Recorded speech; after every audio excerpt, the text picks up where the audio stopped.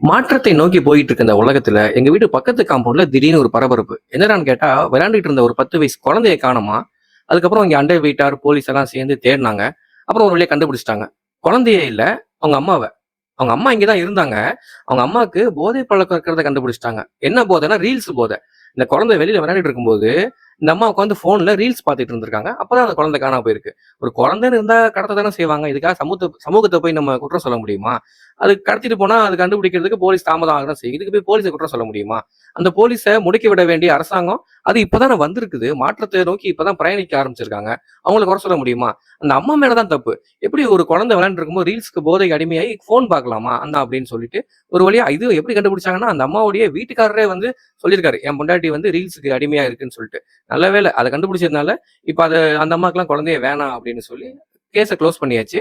அந்த கேஸை க்ளோஸ் பண்ணதுனால அந்த இடத்துல ஒரு அப்பாவி இளைஞர் காப்பாற்றப்பட்டிருக்காரு. ஏன்னா ஒரு குழந்தைன்னு இருந்தா அது கடத்த தானே செய்வாங்க. அம்மாக்கள் தானே ரீல்ஸ் பார்க்காம போதைக்கு அடிமையாம அது பத்திரமா வச்சுக்கணும். ரீல்ஸ் பார்க்குற அம்மாக்கெல்லாம் எதுக்கு குழந்தை அப்படின்னு சொல்லி ஒரு வழியா அந்த இளைஞரை காப்பாத்தி அரசாங்கத்தையும் காப்பாத்தி போலீஸையும் காப்பாத்தி நம்ம இந்த கேஸை மூடியாச்சு.